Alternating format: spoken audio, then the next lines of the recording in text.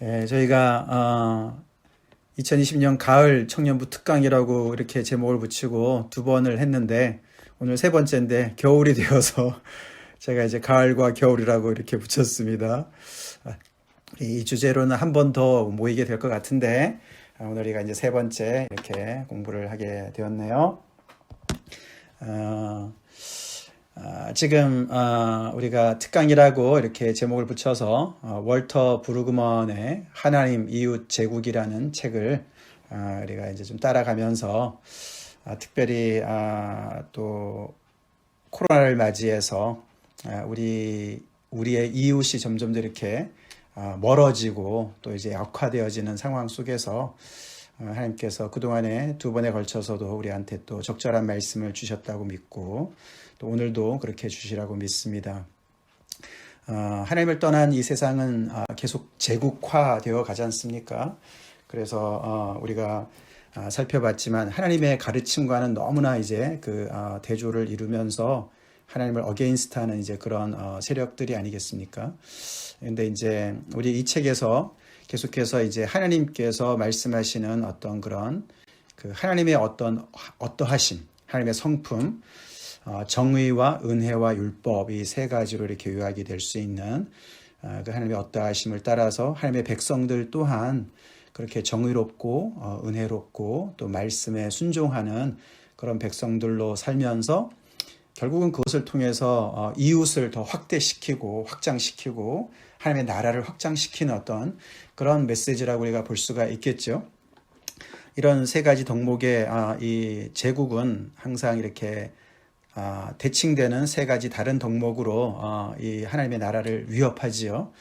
세상은 계속해서 가진 자가 없는 자를 착취하는 그런 모드가 많이 있고 그리고 착취한 것을 상품화하고 더 나아가서는 노동력이나 사람의 어떤 생명까지도 상품화하는 그러고 나서 그것을 지키기 위해서 폭력을 이제 사용하는 이제 바로를 우리가 생각하면 알 수가 있습니다. 바로 제국 아래에서의 그런 이스라엘 백성들이 유린당했던 그런 것을 볼 수가 있는데 이제 그런 것이 비단 어떤 그 애굽 제국뿐만 아니라 그 이후에 계속 이 성경 말씀의 배경이 되었던 그런 제국들 아시리아나 바벨론이나 더 나아가서 로마 제국까지도 계속해서 이런 어떤 패러다임 속에서 계속 반복이 되는 것을 보는데 거기에 반해서 하나님께서는 당신의 백성들을 선택하시고 정의와 은혜와 율법을 구현하려고 하시는 이제 그런 말씀을 이제 우리가 이렇게 쭉 따라가면서 참 오늘날 우리가 사는 이 시대에 우리가 어떤 정말 그 말씀을 따라갈 것이냐, 어떤 내러티브를 따라 살 것이냐, 하나님께서 계속해서 이 성경에서 시작하신 이런 하나님의 그런 구속사의 연장선인 그런 정의와 은혜와 율법을 실현하는 그런 사람으로 그런 백성으로 계속 살 것이냐 아니면은 세상의 제국을 따라 살 것이냐 어떤 그런 도전을 우리가 보게 되면서 특별히 이 책에서 굉장히 그 어떤 그 패러다임으로 이제 제시한 것이 출애굽기 이제 이야기죠. 하나님의 구속의 그 내러티브.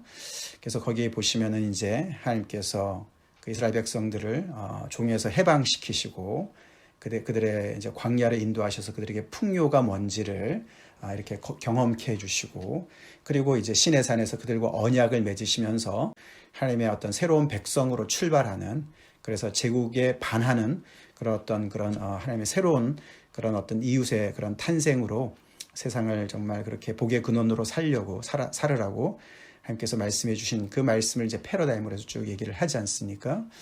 사실 여기 해방과 풍요와 언약의 이것은 역사 속에 나타난 이런 사건이었는데 그 속에 사실 이렇게 보면은 이제 해방 자체는 하나님의 정의를 실현한 것이고 그리고 그 광야에서 풍요를 누린 것은 하나님의 은혜를 경험한 것이고 그리고 하나님께서 시내산에서 새 언약을 주신 것은 결국은 하나님의 어떤 그런 생명의 말씀인 율법을 토라를 주신 것으로 이렇게 연결이 되어지지요. 자, 그래서 그 자세하게는 이제 여러분들이 다 이제 처음과 두 번째 그런 강의를 또 여러분이 또 참조하시게 되면 되겠고, 그래서 지난주 우리가 정의에 대해서 우리가 잠깐 살펴봤습니다. 그렇죠? 사실 좀 쉽지 않은 주제였지만서도 결국에 참 이 하나님의 백성들 안에서 정의가 정말 가능해졌다. 정의는 세상에서 여러 가지 그런 정치 그런 철학자들이 정의가 무엇이냐, justice가 무엇이냐라고 define 해보려고 많이 애를 쓰지만 거기는 많이 또 한계가 있고 여러 가지 정말 어려움이 많이 있습니다. 그래서 세상 속에서 정의가 구현이 되는 건 참 어렵지만 우리가 이렇게 언뜻 하나님의 역사 속에서 하나님의 백성들 사이에서 이렇게 볼 때 하나님의 은혜가 풍성히 일어난 그곳에 임한 그곳에 하나님의 정의가 나타난 것을 우리가 보게 되었어요. 그죠? 그래서 그 광야에서 만나를 먹으면서 거기에서 서로가 정말 부정 축제가 없었고 정말 가진 자나 가지지 못한 자나 약자나 강한 자나 다 하나님의 은혜에 다 같이 정말 펠로 시리즌으로 펠로 시너들로서 하나님의 은혜를 맛보는 그런 어떤 저스티스를 경험하게 되었던 것. 그래서 이 월터 브루그만이 그런 어떤 정의를 어떻게 보면 이렇게 방향이 있는 것으로, 그죠?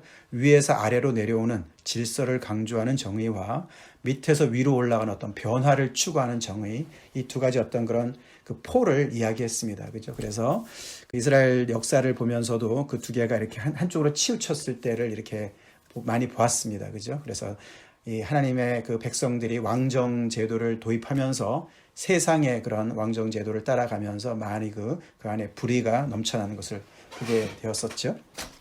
자, 이제 그런 이야기를 우리가 좀 살펴보면서 하나님은 정의로우신 분이시기 때문에 하나님의 백성들 또한 정의롭게 살아야 되는 것.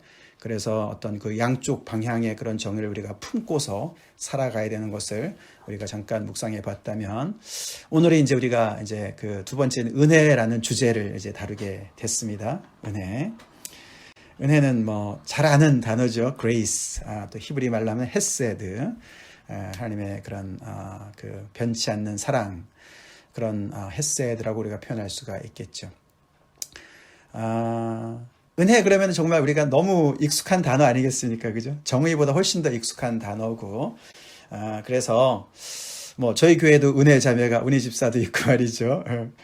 은혜가 정말 이렇게 단어로 따진다면 정말 가장 많이 반복되는 단어가 아닐까, 그죠? 우리가 그런 신앙생활 하나에 있어서 또 교회 안에서 또 우리 형제 자매들과의 관계에서 은혜라는 단어 많이 우리가 사용합니다. 자, 근데 이제 오늘 제가 좀 드리고 싶은 질문은, 내게 있어서 은혜란 어떤 의미인가? 이제 여러분은 은혜라 그러면 뭐가 딱 떠오르십니까? 은혜. 이 은혜가 뭘까? 사실 이제 우리가 너무 익숙할수록 정의하기가 좀 어려운 부분은 있긴 합니다. 그죠? 이 은혜가 뭘까? 여러분이 가장 잘 아는 은혜의 정의는 자격이 없는데 주어진 페이버다. 그렇게 우리가 이제 정의가 되지 않습니까? 그것이 정의죠. 페이버, 하나님의 페이버가 자격이 없는데 주어졌다. 이제 이렇게 볼 수가 있습니다. 자, 그러면은 이제 우리 이 책의 그 내용을 조금 이제 살펴보기를 원하는데, 이 월터 브루그만이 이 은혜의 챕터에서는 그 하나님의 은혜를 이렇게 크게 두 가지로 얘기를 합니다. 첫 번째 은혜와 두 번째 은혜로 이렇게 나누는 거예요. 이제 구약 속에 나타난 하나님의 은혜를 첫 번째 은혜와 두 번째 은혜로 나누는데, 자, 이제 첫 번째 은혜는 제가 말씀을 드릴 테니까 두 번째 은혜가 뭔가를 여러분들 한번 생각해 보시기 바래요. 자, 첫 번째 은혜는 모세오경에 나타난 하나님의 은혜인 거예요. 특별히 이제 창세기와 출애굽기에 이제 이렇게 앞에 좀 강조되어 있는 그런 하나님의 은혜인데, 이 은혜는 뭘까요? 특별히 창세기에서 12장부터 시작된 아브라함을 선택하신 하나님의 은혜부터 시작을 하게 되는 것이죠. 그래서 결국은 구약의 이야기는 결국은 하나님의 백성의 어떤 그 이스라엘의 역사라고 볼 수가 있지 않습니까? 물론 앞에 창조 얘기도 있지만서도 12장부터 계속해서 하나님께서 그 어떤 하나님의 백성을 선택하시고 은혜로 선택하시고 그들을 민족으로 세워나가시고, 그리고 이제 가나안 땅에다가 약속의 땅에다가 심으시는 그런 이야기들이 이제 모세오경에 깔려 있지 않습니까? 근데 그것에 가만히 보면은 은혜로 출발했어요. 그죠? 무슨 아브라함이 자격이 있어서 아브라함을 거기서 이렇게 뽑아낸 것이 아닙니다. 그냥 무조건적인 하나님의 선택이었어요. 네, 그리고 그 부부를 우리가 창세기 할 때 공부해봤지만 정말 소망이 없었습니다. 그죠? 아내 사례가 정말 불임의 그런 문제를 가지고 있었고, 그리고 이 아브라함도 그 우상 단지인 그런 갈대 우르 출신이었고 그런 상황이었습니다. 그래서 어디를 보나 그들의 미래는 막혀 있는 상황이었던 것이죠. 근데 하나님께서 그들에게 나타나셔서 그를 부르시고 그에게 엄청난 미래를 약속해 주셨어요. 일방적으로. 그렇죠? 그래서 그건 하나님의 크신 은혜지요. 그러고 나서 이제 한 400년 넘게 이제 지난 다음에 그의 자손들이 애굽에 가서 종살이 할 때도 하나님께서 결국은 그들의 부르짖음을 들으시고 그들에게 은혜를 베푸셔서 그들을 거기서 아까도 봤지만 그들을 해방시켜 주시고 그들에게 광야에서 그들에게 은혜를 베푸셔서 바로 없이도 하나님 정말 충분히 살 수 있구나. 하나님의 그런 정말 돌보심 속에서 우리가 풍성히 살 수 있구나. 우리의 미래가 밝구나. 이제 이런 것들을 경험하게 되면서 결국에는 그들이 약속의 땅까지 진군하게 되는 이제 그런 이야기들이 이제 first 은혜라고 볼 수가 있는 것이겠죠. 자, 그렇다면 이제 second 은혜는 뭘까요? 두 번째 은혜는 뭘까요? 구약 전체를 봤을 때. 자, 예. 그렇죠. 감사합니다. 예, 포로 귀환을 예언한 사실 그 이야기입니다. 그래서 이 두 번째 하나님의 은혜가 나타나는 곳이 주로 선지서지요. 그래서 호세아라든가 이사야라든가 예레미야라든가 에스겔이라든가 제가 이제 좀 요번에 읽어보세요 했던 그 분량이 좀 많았는데 거기가 주로 이제 이 선지서의 후반부에 해당되는 것이죠.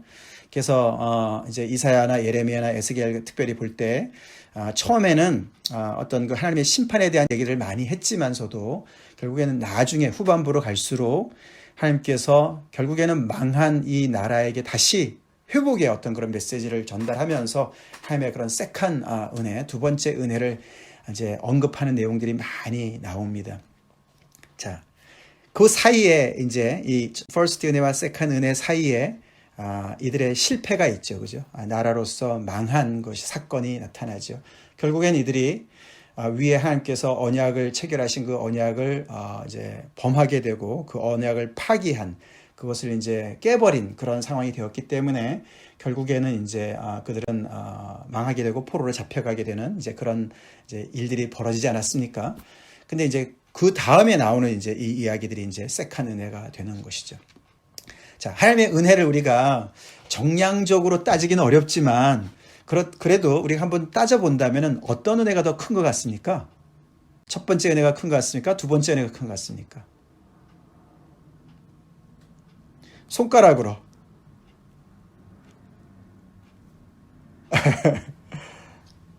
몇 번째가 더 큰 것 같아요? 세 번째.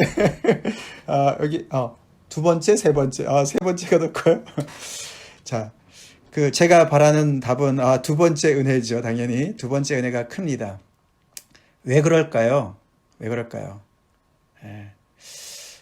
이 사실, 첫 번째 은혜는 이들이 실패를 하지 않은 상황이었어요. 그죠? 그런데 그때 은혜를 베풀었는데, 하나님께서 이 첫 번째 은혜를 베푸시면서 이 백성들을 얼마나 보살피셨어요. 그죠? 그리고 그들이 불순종했을 때 얼마나 많은 선지자들을 보내셨습니까? 요즘에 우리가 역대하 공부를 하고 있지만서도 그들이 그 망하기 전에 많은 그 이스라엘의 그 왕들을 향해서 그들이 실정을 할 때마다 하나님께서 선지자를 보내셔서 계속 돌아오라고 경고하시고 그리고 그들이 계속 실패하면 또 정말 또 인내하시고 그리고 회개하고 돌아오면 또 다시 은혜를 베푸시고 이걸 얼마나 많이 반복하셨습니까? 그죠? 그렇게 계속 했는데 결국은 끝까지 간 거잖아요. 끝까지 가서 하나님의 이제 결국은 이제 더 이상 그러니까 카드가 없는 거죠, 이제. 그죠? No more cards to play예요. 그래서 결국에는 이제 그들이 끝까지 그렇게 하나님의 그 말씀을 정말 곳곳한 목으로 곧은 목으로 끝까지 불순종해서 이제 하나님을 등지고 버린 거기 때문에 스스로 자초한 길이기 때문에 거기서 이제 끝나야 되는 상황이었어요. 그죠? 끝나야 되는 상황이었다고요. 그런데 놀랍게도 그들의 그 스토리가 거기서 끝나질 않은 거죠. 끝나질 않은 거예요. 그래서 이 두 번째 은혜가 훨씬 더 큰 거죠. 마치 우리가 지난번에 그 정의할 때도 얘기했지만, 마치 이렇게 버림받은 그런 배우자가 다시 그 배우자를 다시 회복시키는 것과 같은 이제 그런 상황인 것 같죠. 그래서 이것을 우리가 표현한다면은 로마서 5장 20절 말씀을 빌려서 표현할 수가 있어요. 죄가 더한 곳에 은혜가 더욱 넘쳤다. 그래서 참 하나님은 정말 은혜로우신 분이시라는 거예요. 아멘이시죠? 우리가 12월 마지막에 이 하나님의 은혜를 우리가 묵상하면서 이렇게 한 해를 마무리하게 돼서 너무 감사해요. 하나님 정말 은혜로우신 분이세요. 은혜로운 분이세요. 죄가 더한 곳에 하나님의 은혜가 더 넘쳐서 그 죄를 덮어버리시는, 그걸 볼 수가 있다는 거죠. 이게 색한 은혜가 바로 그런 거예요. 그런 상황인 것이죠. 자, 이제 그 얘기를 하는 겁니다. 그래서 우리가 조금 더 이제 그 내용을 조금 자세하게 좀 살펴보기를 원하는데, 이 하나님의 특별히 첫 번째 이 은혜 때 하나님께서 그들과 맺은 그 언약의 특징을 우리가 좀 살펴봐야 돼요. 우리가 전에 이제 제가 설교할 때도 신명기 말씀 전할 때 여러분 다 기억하시겠지만 우리가 다 살펴본 내용이죠. 이 신명기는 듀르라놈이라 그래가지고 세칸 로다 이렇게 말씀드렸잖아요. 근데 출애굽 때 맺은 그 언약을 이제 좀 시간이 지나서 그 세컨 제너레이션들한테 그 약속의 땅을 들어가기 직전에, 그죠? 거기서 모세가 다시 율법을 다시 이렇게 재해석하는 거 아닙니까? 그죠? 그래서 그들이 그 땅에 들어가서 어떻게 살아야만 정말 하나님의 백성으로 계속해서 정말 건강하게 오래 잘 살 수 있는지, 복된 삶을 살 수 있는지를 다시 이렇게 리마인드 시키는 그런 말씀인데, 특별히 이제 그 언약의 특징을 이제 신명기 11장에서 제가 따왔습니다. 누가 한번 읽어줄래요? 우리 승현 형제 있어요? 승현 형제 한번 읽어주세요.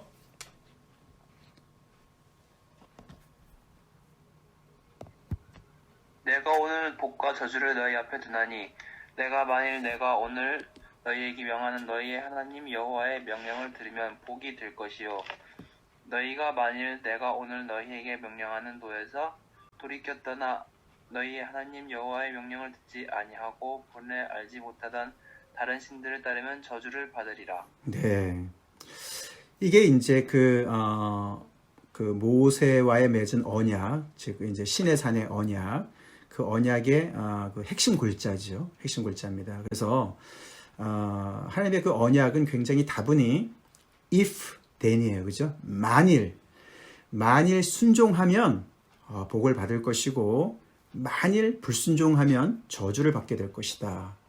그래서 언약적인, 그렇죠? 그런 관계를 얘기하는 겁니다. 그들이 여기까지 온 것은 하나님의 은혜였습니다. 그렇죠? 은혜로 그들이 정말 해방을 얻었고, 그리고 그 광야를 지나서 이 약속의 땅에 이제 앞을 바라보고 있는 상황인 거예요. 거기까지 은혜로 출발했어요.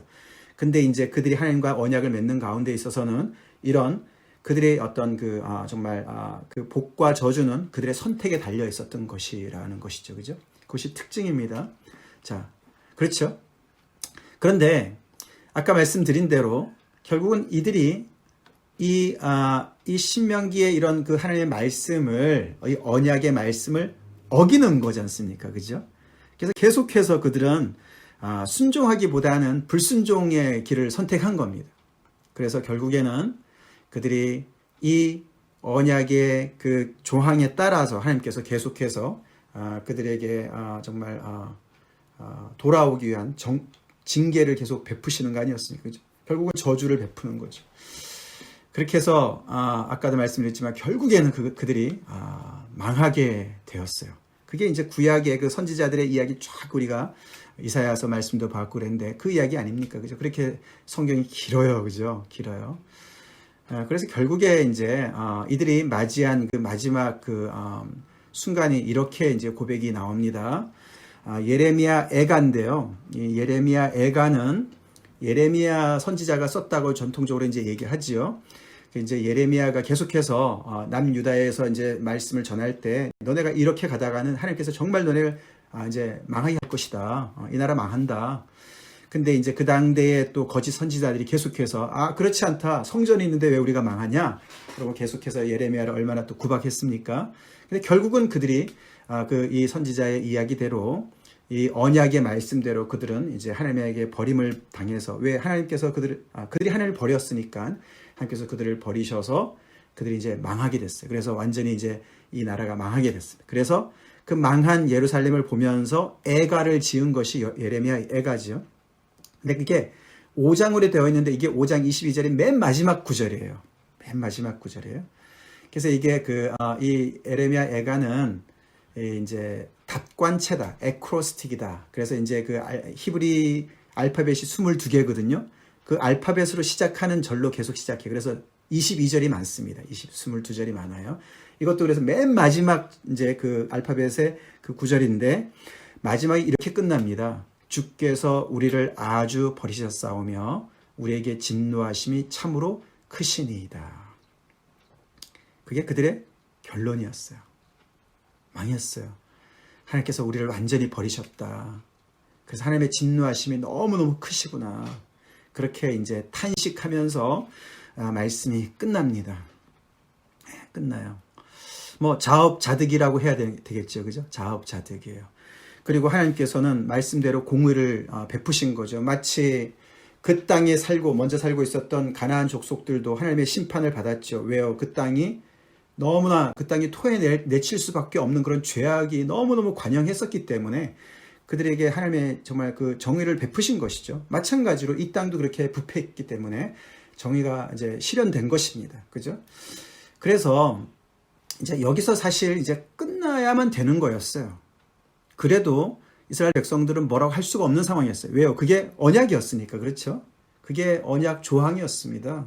아까도 봤지만 순종하면 복이고 불순종하면 저주다라고 말씀하셨기 때문에 그들은 할 말이 없었습니다. 유구무원이고 그래도 하나님의 심판은 의롭습니다. 하나님은 의롭습니다. 이렇게 고백할 수밖에 없는 상황이었어요. 그렇죠? 그거를 이제 월터 브루그만은 이제 그 라틴어로 이렇게 표현을 했어요. 이거 아시는 분도 계실 텐데, 퀴드 프로코라고, 퀴드 프로코. 들어보신 분 계시죠?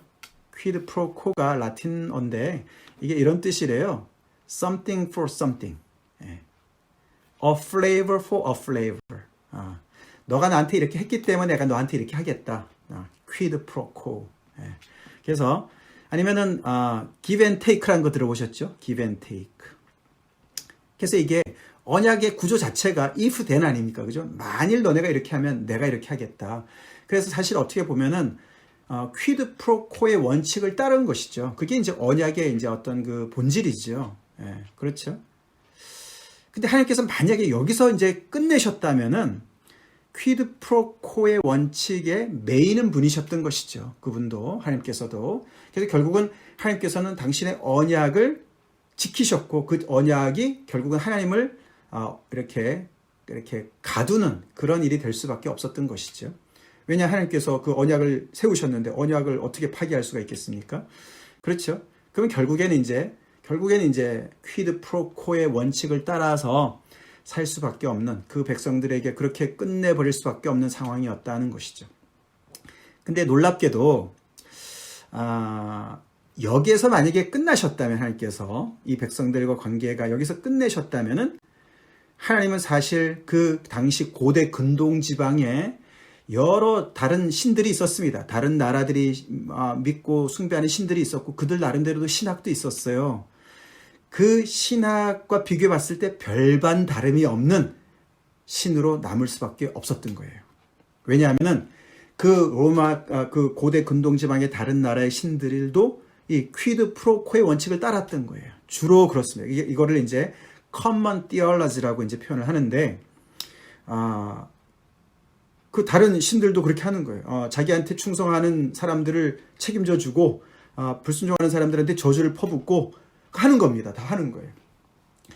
그런데 이게 이제 한국말로 말하면 이제 반대급부라고 하는 거잖아요. 그죠? 반대급부. 내가 너한테 이렇게 했으니까 너도 나한테 뭘 해줘야 돼. 이제 이런 조건적인 관계. 예. 근데 놀랍게도 이제 아까도 우리가 먼저 살펴봤지만 하나님은 거기에서 스탑을 하지 않으셨다는 거예요. 그래서 하나님이 그 고대 근동 지방의 많은 그런 다른 민족들이 섬기는 신이라고 했던 많은 그런 신들과 너무나 다른, 너무나 unusual 하신 그런 분이시라는 겁니다. 이제 그거가 나타나는 것이 광야에서 하나님의 은혜가 전혀 예상치 못했던 곳에서 다시 나타나는 거예요. 이제 특별히 이제 예레미야 31장을 이제 제가 이렇게 읽어보시라고 했는데 거기서 몇 구절을 좀 따보겠습니다. 우리 다호 형제가 한번 읽어주세요. 2절, 3절. 여호와께서 이같이 말씀하시니라. 칼에서 벗어난 백성이 광야에서 은혜를 입었나니 곧 내가 이스라엘로 안식을 얻게 하러 갈 때라. 그쪽에 여호와께서 나에게 나타나사 내가 영원한 사랑으로 너를 사랑하기에 인자함으로 너를 이끌었다 하였노라. 아멘. 네. 예레미야도 아까 말씀드렸지만 앞에는 계속해서 하나님의 그런 어떤 심판, 너네가 이렇게 하나님을 버렸기 때문에 하나님께서도 너네를 버리실 것이다, 심판하실 것이다 말씀을 계속 쭉 하다가 갑자기 뒷부분에 가서 갑자기 이런 반전을 이루는 거예요. 이 예레미야가 도대체 어디서 이것을 알았을까? 하나님께서 가르쳐 주셨겠죠, 그죠? 예, 거기서 끝나는 게 내가 아니야.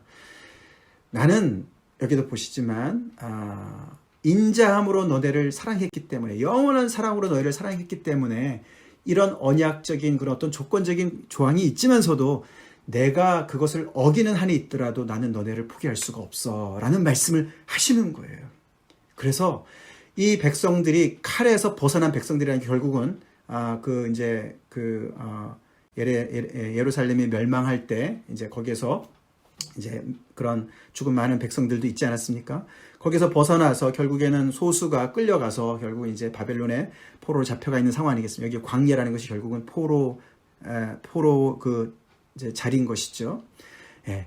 근데 거기에서 다 끝난 줄 알았는데 거기서 너네가 이제 은혜를 입을 것이다. 내가 다시 너에게 안식을 얻게 할 것이다. 라고 선포를 하는 내용이 나오는 거예요. 그래서 하나님의 그 관계는 이런 퀴드 프로코, 그냥 이렇게 계속 대칭의 관계, 어떤 너가 이렇게 했기 때문에 나도 너에게 뭘 줄 거다, 이런 조건적인 관계가 아니라는 것을 우리가 성경의 역사를 통해서 알게 되는 것이죠. 그러면서 계속해서 이제 그 4절, 5절에 구체적인 그들의 회복의 이야기, 약속까지 말씀을 하십니다. 예, 계속 읽어주세요, 다호 형제가. 처녀 이스라엘아, 내가 다시 너를 세우리니 내가 세움을 입을 것이요 내가 다시 소고를 들고 즐거워하는 자들과 함께 춤추며 나오리라. 내가 다시 사마리아 산들에 포도나무를 심는 자가 그 열매를 따기 시작하리라. 아멘. 아멘. 그 당시에 사람들이 들었으면 얼마나 놀래 자빠질 일이었겠습니까? 그죠? 예, 그 언약 때문에 당연히 하나님께서 하실 일을 하셨다. 우리에게는 이제 소망이 없고 미래가 없다. 끝났다. 그런 상황인데 이 다시라는 말이 오잖아요. 그죠? 세컨 찬스가 있는 거잖아요. 그래서 이게 은혜인 거예요. 은혜를 다른 말로 표현한다면 세컨 찬스입니다. 다 끝난 줄 알았는데 다시 주어진 세컨 찬스인 거예요.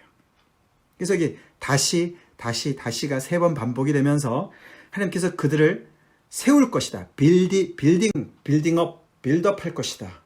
그리고 다시 너희로 하여금 춤추게 할 것이다. 그리고 다시 너네가 심게 하고 거기서 추수를 하게 할 것이다. 라고 하나님께서 약속을 해 주시는 내용이 따라서 나오는 거죠.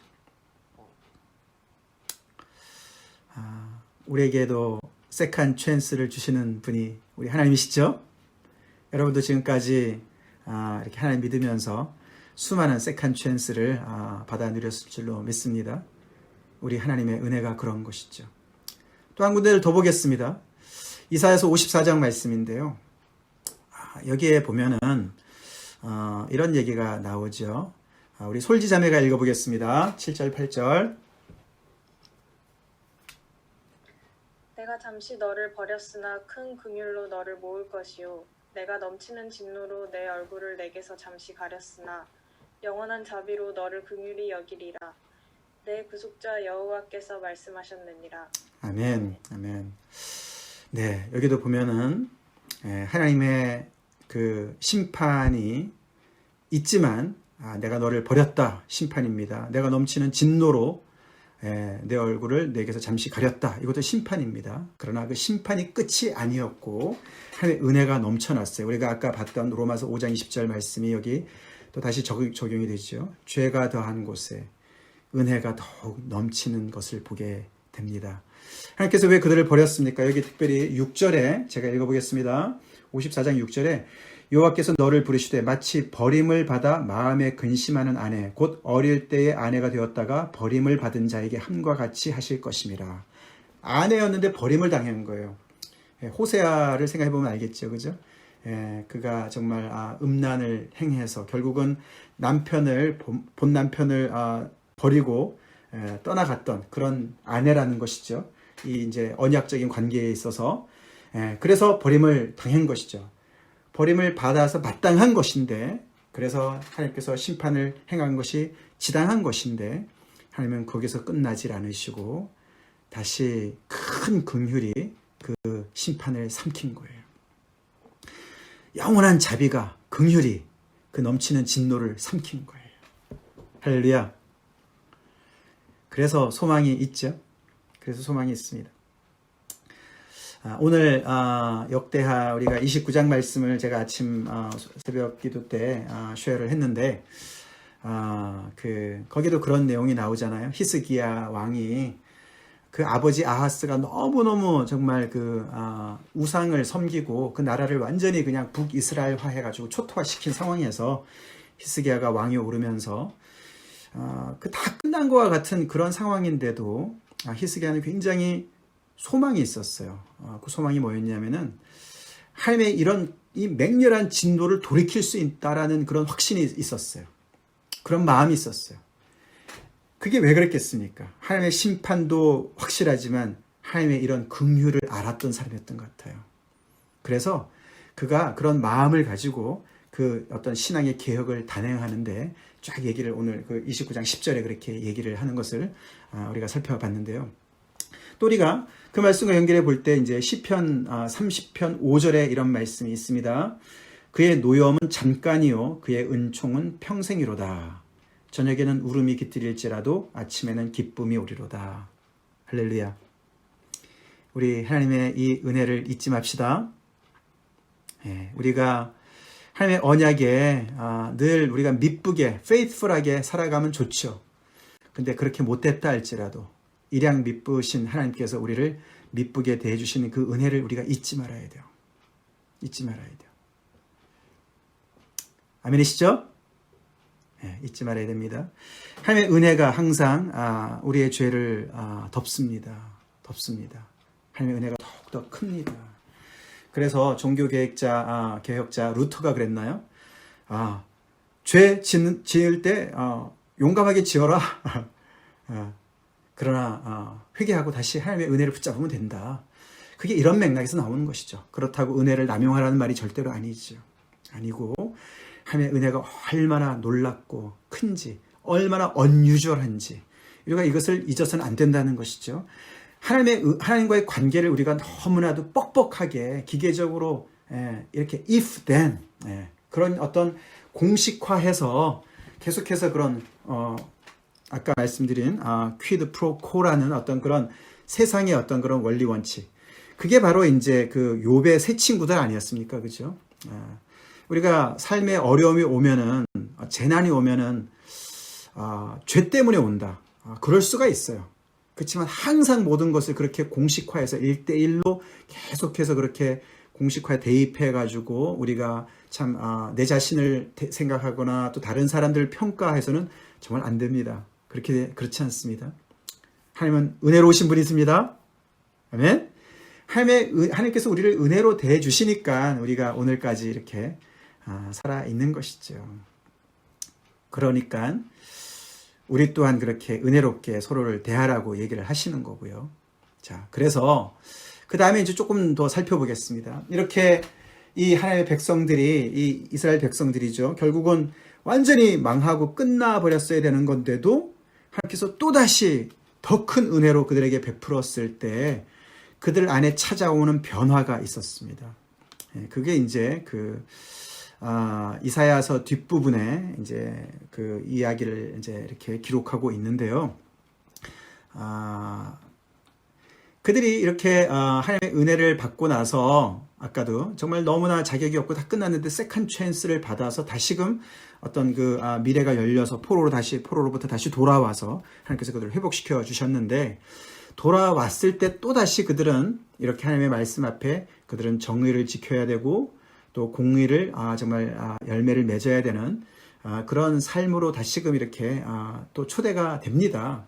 그래서 처음처럼 다시금 하나님의 말씀 앞에 순종해야 되는 그런 자리로 다시 오기는 하지만, 그러나 그들은 처음과 같진 않죠. 이때는 벌써 이런 자기들이 한번 크게 실패를 해봤기 때문에, 그리고 실패한 가운데서 다시금 하나님께서 완전히 자격이 전혀 없는 그런 가운데서 하나님께서 완전히 새롭게 은혜를 부어주신 것을 경험해 봤기 때문에 그들은 훨씬 더 겸손한 자세가 되었죠. 그렇죠? 우리도 그렇지 않습니까? 우리가 우리 이제 저 같은 경우는 이제 불신자로 출발을 해서 이렇게 이제 하나님을 알게 돼서 이제 죄가 뭔지 회개가 뭔지를 알고 이제 예수님을 믿게 된 상황인데, 가끔 가다 우리 보면은 이제 완전히 모태 신앙에서부터 쭉 그냥 아무런 문제 없이 쭉 성장한 분들도 꽤 계십니다. 그런 분들 계세요. 참 부러운 분들이에요. 근데 이제 그런 분들의 또 약점이 될 수 있는 게 뭐냐 하면은 하나님의 은혜를 잘 모를 수가 있다는 거예요. 내가 늘 하나님의 말씀 안에서만, 울타리 안에서만 늘 자랐기 때문에, 한 번도 크게 넘어져 본 적이 없기 때문에, 죄를 져본 적이 없기 때문에 죄 사함의 기쁨이 뭔지를 잘 모를 수도 있는, 그렇다고 여러분들 죄질한 말 절대 아닙니다. 그런 얘기가 아니에요. 무슨 얘기 아시겠죠? 그죠?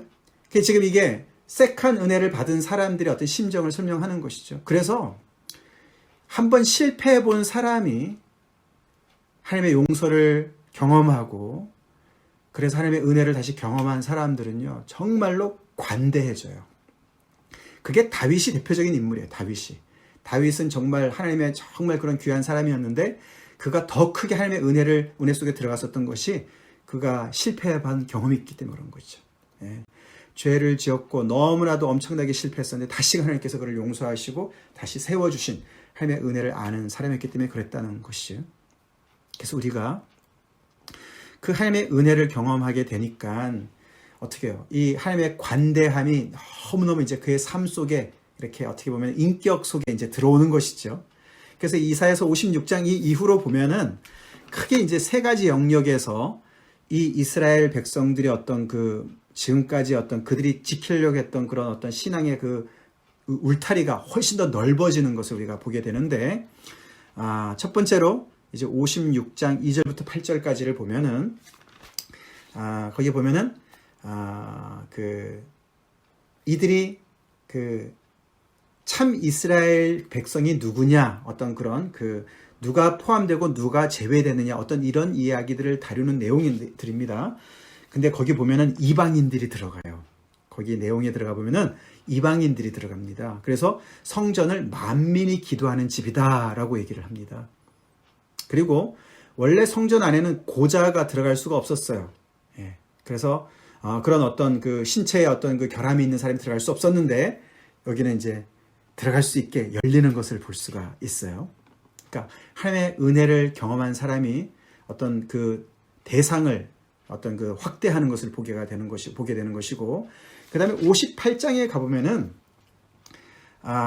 참된 금식이 뭐냐, 참된 예배가 뭐냐, 그런 얘기를 합니다.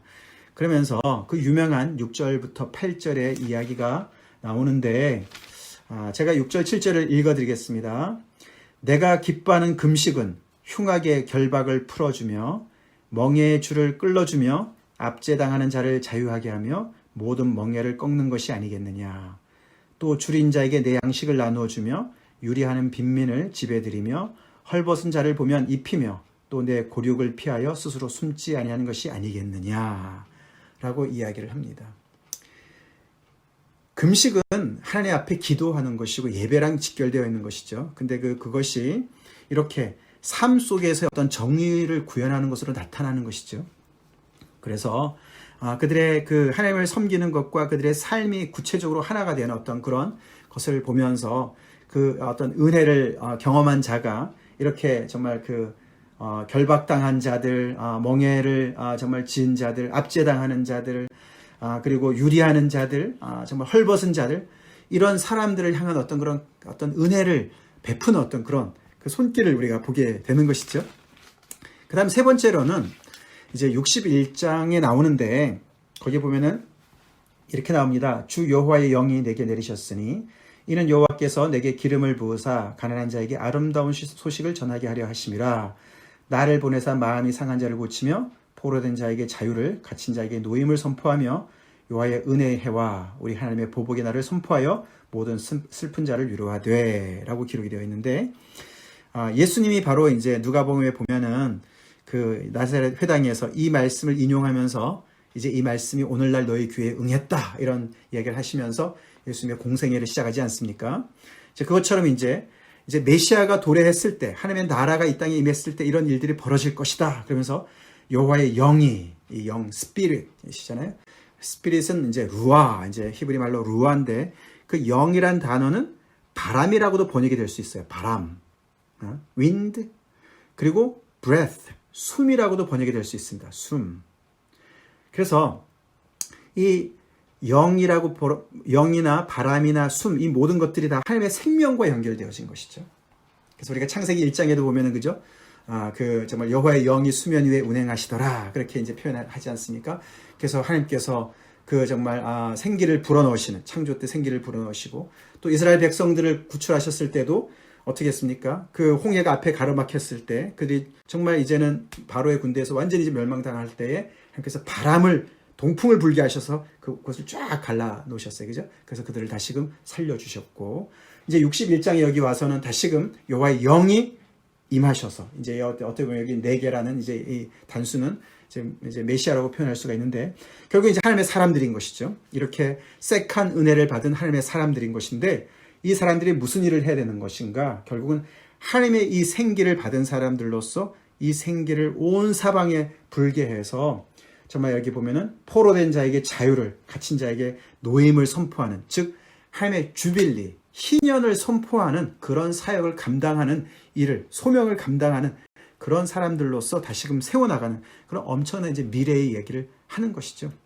색한 은혜를 받은 사람들이 사실 이렇게 이제 살 것이다 예언을 했지만, 우리가 역사를 봤을 때 이제 유대인들, 다시 돌아온 그 포로에서 돌아온 사람들은 결국은 그렇게 살다가 말라기서 끝나고, 그죠? 지지부진하게 된 것을 우리가 알죠? 그러다가 암흑기 400년을 지난 다음에 예수님이 오셔서 결국 이 모든 이제 예언을 성취한 것을 보게 되죠. 결국에는 이 모든 이 예언의 말씀이 색한 은혜를 받은 것이 결국 우리랑도 직결이 되는 것이죠. 그래서 이 하나님의 이 영이, 바람이, 숨이 어떻게 됐습니까? 마가의 다락방에 다시금 불어와서 교회가 시작이 되었습니다. 그래서 이 하나님의 놀라운 이 은혜를 이제 정말 이 땅에 실현하는 그런 하나님의 사람들로서 교회가, 하나님의 나라가 점점 더 이제 세워져 나가는 것을 보게 되는 것이죠. 자, 이제 마지막인데요. 자, 여기서 이제 월터 브루그만이 계속해서 이제 그 끝부분에 강조하는 부분이 은혜를 맛본 자가 은혜를 베풀게 된다라고 얘기를 하는 것이죠. 그렇겠죠, 그죠? 색한 은혜까지 경험한 사람이 그것을 첫 번째 은혜도 경험치 못한 사람에게 기회를 주는 거예요. 하나님의 은혜를 경험할 수 있도록, first 은혜를 경험할 수 있도록 베푸는 자리에 간다. 그러면서 이제 구약의 그런 어떤 하나님께서 이제 이 은혜를 베푸는 어떤 그 서클을 이렇게 이야기하는 것을 이제 세 단계로 이제 설명을 하는데, 첫 번째는 그 은혜를 누구에게 베풀려 하면은 이웃에게 베풀어야 되죠. 내 이웃을 내 몸과 같이 사랑해라. 이웃에게 베풀어야 된다. 그 다음에는 나그네라고 표현이 되는 그 고아와 과부와 나그네, stranger. 이 사실 나그네 그러면 이제 조금 거기에 좀 낭만적인 의미가 들어가 있지만 사실 stranger인 거죠. 낯선 자예요, 낯선 자. 오늘날 같이 우리가 낯선 자를 정말 이렇게 그 경계하는 때가 없지 않지 않습니까? 이웃과도 정말 우리가 이렇게 조심해야 되는 상황이고, 나그네 stranger 조심해야죠, 그죠? 그런 상황인데 계속해서 이 구약에서는 이 하나님의 은혜를 맛본 자들은 그 은혜를 이웃에게로, 나그네에게까지, stranger에게까지, 여기 alien이다, immigrant다 이렇게 표현합니다. 미국이 계속해서 이렇게 정말 이 이미그런트들한테 정말 지금까지 좀 박대를 해왔는데 좀 나아지면 좋겠어요. 다카 프로그램도 좀 이렇게 그들에게 좀 세컨 찬스를 주면 좋겠습니다.